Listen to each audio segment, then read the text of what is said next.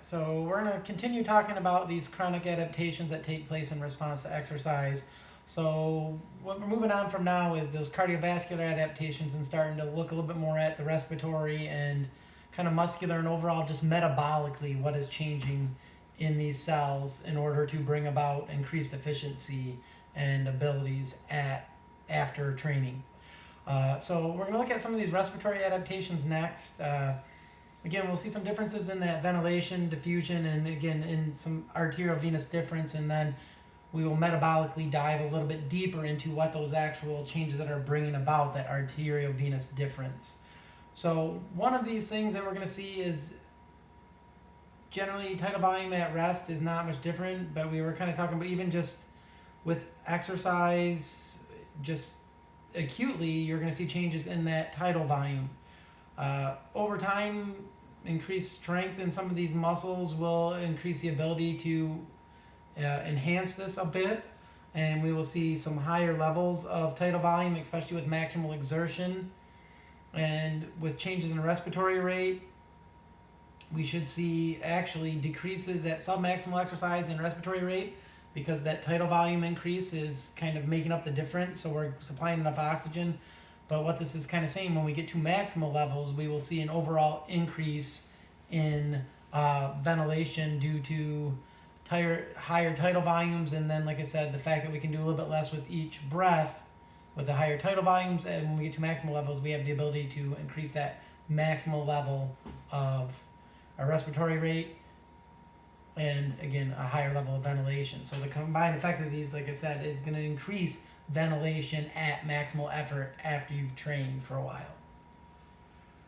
Again, with this, we'll see some increases in pulmonary diffusion at maximal work rates, very simply because of that increased ventilation.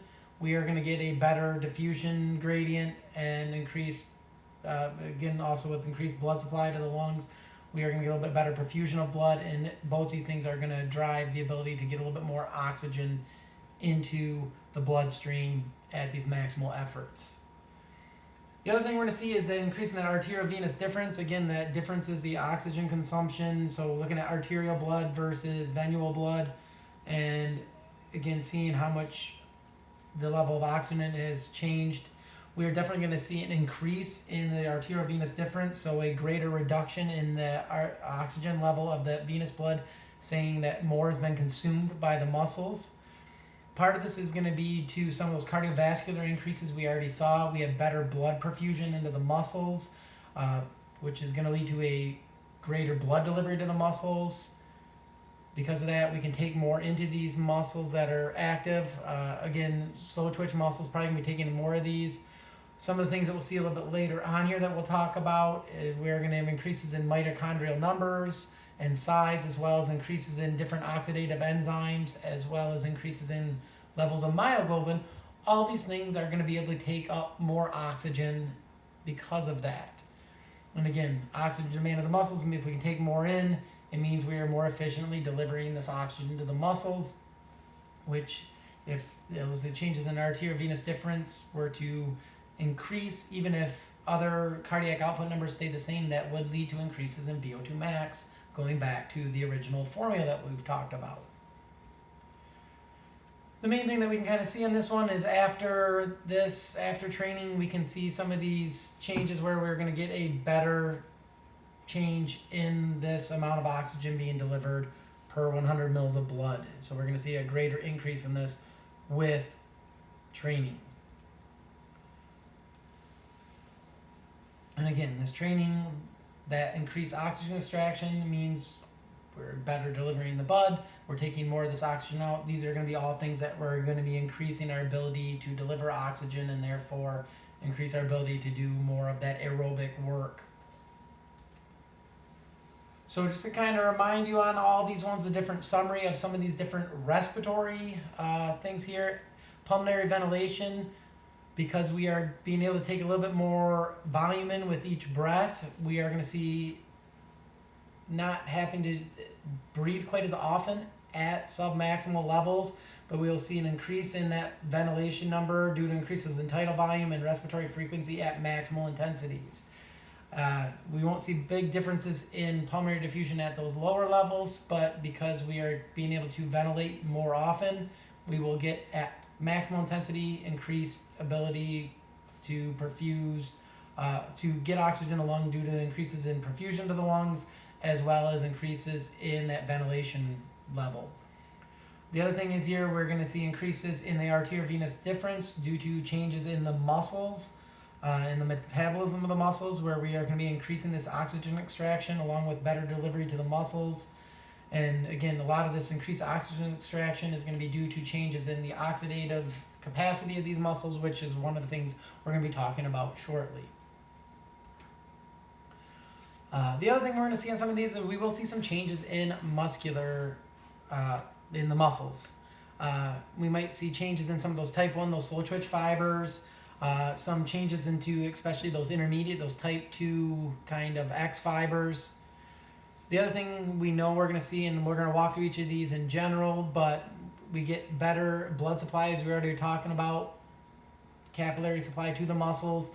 Better blood delivery to the muscles means better ability to take in that oxygen and use it. The myoglobin content, especially again in those type 1, those slow twitch fibers, we're going to get increased content of that. And the other thing we'll see is changes in mitochondria size and numbers, as well as overall aerobic enzymes necessary for those pathways to do that aerobic respiration. So again, to walk through each of these now in a little bit more detail, the changes in fiber type, we're going to see increases in size and number of some of those type 1 fibers. There may be some slight changes in type 1 to type 2 fibers, but the biggest changes are going to be those kind of intermediate fibers starting to perform more like slow twitch fibers. Again, better capillary supply to these and increased myoglobin rates. We'll come back to each of these. We're going to kind of walk through each of these. So type 1 are those slow twitch, those aerobic fibers. Type 2A are kind of the intermediate. Type 2B are those very much more anaerobic fibers. Endurance training stresses those slow twitch fibers much more than the fast twitch fibers, which means we're going to get enlargement and increases in like numbers of fibers in those slow twitch fibers. With prolonged training, there may be some changes in the percentages of those slow twitch to fast twitch fibers. There is starting to be more and more data that suggests with long-term training, which leads to larger amounts of damage to these fibers, that you can get some conversion of fiber types. Short term, this is not going to be something we see, but long term it may be. But it does actually make those fast twitch, those intermediate fibers, take on more of those slow twitch type of fiber ones here. And some of those fast twitch fibers will start to take on even some of those intermediate fiber characteristics. The other thing we're going to see is aerobic training increases the number of capillaries per muscle fiber. So we're getting more capillaries for any given cross-sectional area of muscle. This is meaning we're going to have increased perfusion to this muscle, better delivery of blood, which, all things remaining the same, means there's going to be more oxygen available to those muscle fibers to try to stay aerobic. The other thing that we're going to see in these ones, in these slow twitch fibers that have more of this myoglobin, we're going to see increases in those myoglobin contents of the muscle, increases up to about 75-80% in there. And again, this will allow those muscle cells to have more oxygen stored away, again, keeping those cells from going anaerobic for longer periods of time. Other things we're going to see, mitochondrial function, the size and number of these are going to change. Again, how big a change depends on the type of training. The other thing, there's going to be certain enzymes, and we'll kind of look at some of the graphs of both of these, but you have this citrate synthase, for example, and the SDH will kind of give you what that one means in a little bit here. But these oxidative enzyme levels increase with training. These are going to, again, increase the ability of those cells to use oxygen to generate energy. In some cases, allows those cells to use fats for longer because we are being more efficient with that oxygen, which can lead to us sparing carbohydrates and, again, pushing off that glycogen loss in long-term endurance activities. So the mitochondria changes here, these can happen within, a lot of times, these first 6 weeks. You'll get some big changes in the content rather quickly. like I was saying here, depends on the endurance and intensity of training. But the main thing in these ones, increased mitochondria numbers are going to increase endurance performance due to those muscle cells being able to more efficiently take in and use the oxygen that's being delivered to them. And again, it's part of this is that ADP levels, the concentration of it, that stimulates mitochondrial ATP production. The more often you're hitting the training and using ATP, these mitochondria numbers are going to go up. What this is going to mean is mitochondrial numbers following training are much higher, and we end up seeing we need lower concentrations of ADP to start upping the ATP production and our oxygen consumption. And because we have more and better delivery of this, we are not creating as big of oxygen deficit. So we're getting the same oxygen consumption at basically we haven't tapped into our ATP levels nearly as much. And what this is meaning is we can meet these oxidative ATP productions easier at the beginning of the onset of the exercise. So we're going to reach that steady state a lot sooner. So we get a faster rise in oxygen consumption. We get to steady state earlier, which means we're not anaerobic for as long, getting up to that steady state, which means we're going to have less lactate production, less acid production, less phosphocreatine depletion, all these things that are going to decrease that oxygen deficit following the exercise on that one. Because what we're going to do is ramp up to this a lot quicker. And some of this is due to changes in these enzymes here. So this is looking at untrained subjects versus moderately trained versus highly trained. And you can see succinate dehydrogenase is an oxidative enzyme.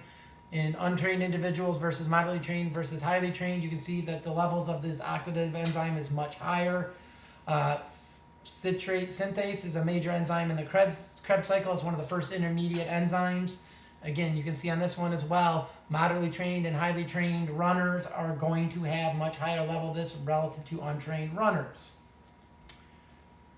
And you can see that these changes happen over, it's a little bit earlier on in these months of training here, but you can see it kind of throughout to about that 7 months of training, which is going to play a role in the ability of those VO2 max levels to change. Again, that citrate synthase is one of those first enzymes. Again, this increases in a lot of different fiber types with different training intensities. Again, there is some effects on duration of exercise, like it says 30 or 60 or 90 minutes. They did not see in type 2A fibers any difference between these durations, but the intermediate fibers, it is these higher intensity, longer duration training. So if we're looking at those intermediate fibers and trying to convert them, high intensity or long duration are both going to be things that help take those intermediate fibers and convert them over to acting more like type 1 fibers. But again, you see on all these training levels here, we are seeing changes in the citrate synthase. And this again kind of shows it right here. Citrate synthase activity in the type 2X, those intermediate fibers, exercise duration, it's at higher intensities gives you the biggest change in that activity of that enzyme. But we see that it increases at all levels of the type of the VO2 max. So these would be the intermediate fibers up here, and then you can see on the fast twitch fibers, you will get bigger changes in that at those higher intensities. Lastly, I just want to talk about adaptations in energy sources and usage. Trained muscles, like we've been saying here, are going to get better at storing glycogen as well as using fats. And we're going to see due to increases in oxygen delivery, it's going to allow us to use fats at higher intensities. And again, the longer we can use fats, the more we can conserve glycogen, and that can prolong prolong duration of exercise, as well as allow us to work at higher levels of intensity without tapping into that glycogen. And we'll take a look at that real quick. as we train muscles more and more, we are going to increase our ability to store glycogen relative to untrained muscles. We are also going to increase our muscles' abilities to store fats relative to untrained muscles. A lot of those aerobic enzymes we're talking about, the efficiency increases in those are going to allow us to work with these higher levels of fatty acids at higher levels of intensity and for longer periods of time. This is going to let us use fat as an energy source at higher levels, like I said, of time and intensity. All those things will spare glycogen, which is going to, again, as you get up to really high intensities or long distance on a race, if you're trying to run it faster, this is going to allow us to have more glycogen left towards the end of that race. So again, higher levels of the glycogen synthase lets us store more of this. This is what converts glucose to glycogen. And again, because we can store more of this, we can do aerobic conversions to ATP at faster and more efficiently here, and allows us to work for, again, longer and higher intensity. And this is just kind of showing mitochondrial content and glycogen stores in some of these here. So A, B, and C, increased triglycerides, increased glycogen stores, larger levels of mitochondria. And again, what this does is all these things that we've been talking about here, they let us use fats at higher levels of submaximal exercise. This inhibits use of that carbohydrate, and in reality, it's letting us stay at a lower level of respiratory exchange ratio at higher levels of intensity, so we don't get that switch over as much. And again, if we can use fats earlier on in exercise, it means there's going to be more glycogen left for later. And this lets us be able to do higher intensity for longer periods of time. And part of this is due to the increased capillary density. It allows us to move fats into the muscle easier, and we have more proteins and other stuff that can help move those fatty acids when they're delivered to the muscles into the muscles. The higher mitochondrial numbers lets us convert that fatty acids to ATP easier due to the increased mitochondrial numbers. And then finally, a lot of these increased levels of enzymes are going to allow us to convert these fats in the mitochondria easier with the oxygen that we do have. And this kind of, again, is a nice little flow chart that kind of puts it all together here. You can see increased endurance training. We're going to have increased capillary density as well as mitochondrial numbers. Allows us to oxidize fats easier, increases fat utilization. The capillary density is going to get more blood flow to those muscles, and then the levels of transporters of fats, it lets us take in more fats. If we can use more fats and take in more fats, we are going to spare plasma glucose levels and therefore spare glycogen, be able to maintain intensity and maintain intensity for a longer period of time. So therefore perform at a higher level for longer periods of time. So what we'll do on this last part here is we'll look at, again, at some of these other ones here as well as some of these anaerobic changes to the muscle, and then we'll be moving on to some of these training effects. After that, we'll get into how different environmental factors can influence this. I'll talk to you next time.